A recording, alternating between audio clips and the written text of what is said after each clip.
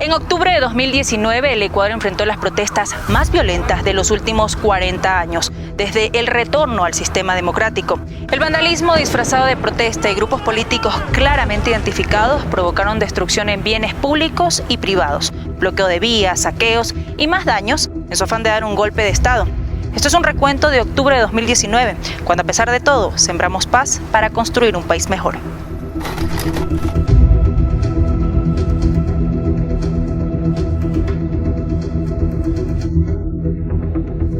El 1 de octubre de 2019, el Gobierno Nacional anunció la eliminación del subsidio a los combustibles, una medida cuyo objetivo principal era combatir el delito del contrabando de derivados del petróleo y que fue manipulado para agitar un estallido social. Frente a la crisis económica que se había agravado en el país, el presidente de la República anunció la decisión de eliminar el subsidio a los combustibles y de esta forma ahorrar $1.400 millones al fisco, que serviría para atender la emergencia sanitaria y proteger al sector social. Tras el anuncio, el Frente Unitario de Trabajadores, la Confederación de Nacionalidades Indígenas y la Federación de Cooperativas de Transporte Público de Pasajeros anunciaron movilizaciones. Los transportistas bloquearon calles y carreteras en varias zonas del país. Es una decisión en firme, pues la transportación lamentablemente no sale a operar. Con el fin de precautelar la seguridad ciudadana y evitar más caos, el Ejecutivo decretó estado de excepción. El 5 de octubre, los transportistas decidieron abandonar la paralización, pero las protestas continuaron, encabezadas por la CONAIE y grupos opositores al gobierno que se infiltraron en las manifestaciones. Tras la escalada de violencia que sufría Ecuador, el presidente Lenín Moreno decidió trasladar la sede del gobierno a Guayaquil.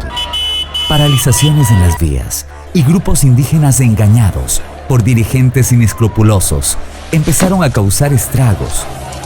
Escasez de alimentos, gas y otros insumos de primera necesidad en las principales ciudades del país. Lo que inició como una manifestación social legítima se iba configurando en un intento de golpe de Estado.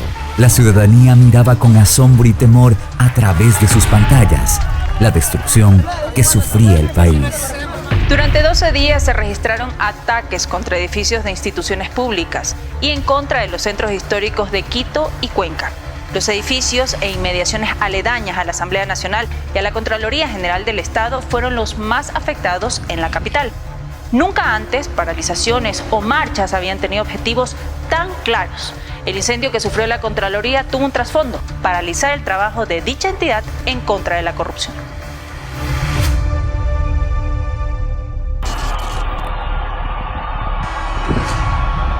Además de la Asamblea Nacional y la Contraloría General del Estado, los vándalos se tomaron 8 gobernaciones del país: Napo, Tungurahua, Bolívar, Pastaza, Chimborazo, Morona Santiago, Imbabura y Cañar.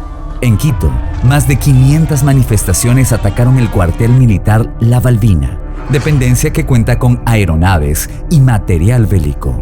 Además, 26 unidades de policía comunitaria fueron destruidas. Una unidad de vigilancia comunitaria fue quemada. 108 vehículos policiales fueron afectados. Pese a la extrema violencia de las protestas, la Policía Nacional tenía una orden clara: no disparar una sola bala. Únicamente controlar el orden de las protestas y, en casos extremos, el uso de material disuasivo. No obstante, el cuerpo policial sí sufría los embates de la violencia.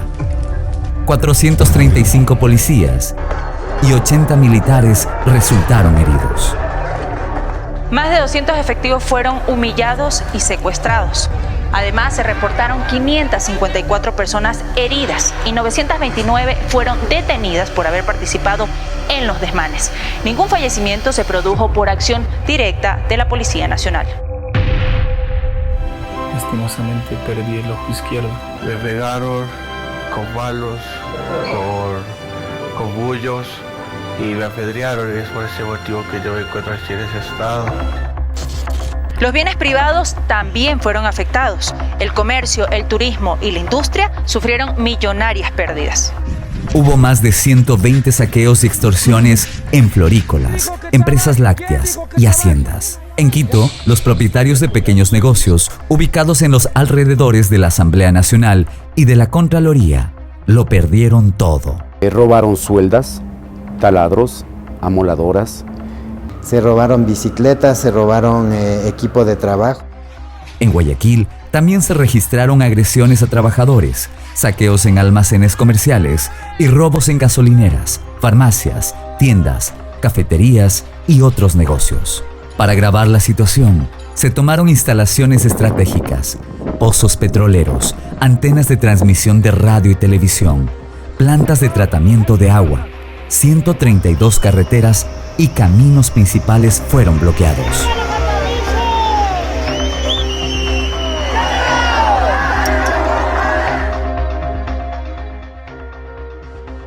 Paralelamente, en redes sociales, el gobierno enfrentaba una guerra en contra de la desinformación. Circularon más de 20.000 noticias falsas, buscando generar ira y miedo entre la ciudadanía. La prensa también fue afectada.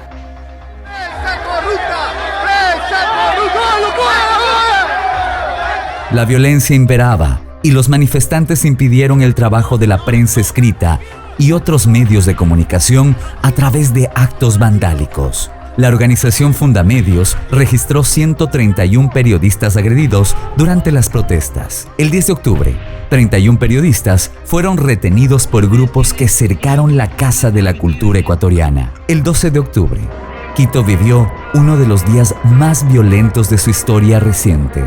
97 puntos de conflicto simultáneos. La Contraloría General del Estado ardía en llamas. Medios de comunicación eran atacados. La ciudadanía se encontraba atemorizada y confinada en sus hogares. No se puede trabajar, no se puede trasladarse uno caminando. Y no hay cómo llegar a nuestros trabajos, a veces hasta que nos puedan despedir, porque no se avanza a llegar. Que ya se deje de hacer huelgas y para que pueda producir el Ecuador.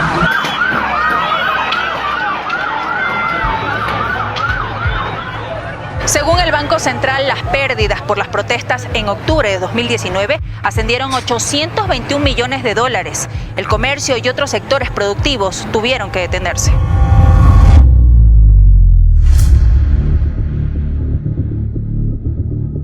El sector hidrocarburífero tuvo pérdidas por cerca de 2 millones de barriles, dado que 11 campos fueron atacados. El sector florícola perdió más de $40 millones, porque 11.000 toneladas de flores se dejaron de cosechar o de exportar. La industria turística perdió más de $50 millones.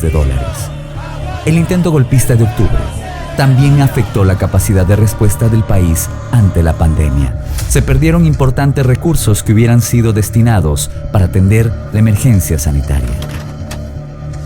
Desde el principio, el presidente de la República extendió la invitación al diálogo. Ese siempre fue el camino, esa siempre fue la posición del gobierno.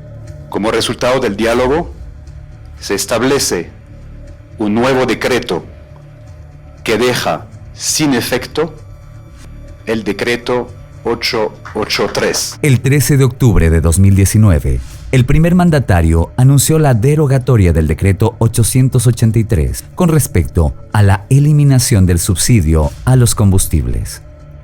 Posterior a los diálogos entre el gobierno y los dirigentes indígenas, se instalaron las mesas de acuerdos. Luego de los sucesos de octubre, diversos organismos internacionales de derechos humanos han reconocido los esfuerzos del gobierno nacional para alcanzar la paz. A todos quienes han participado en este proceso de paz, pues el agradecimiento del presidente de la República. La función judicial avanza en el trámite de los procesos penales iniciados contra quienes cometieron daños en contra de los bienes públicos y privados.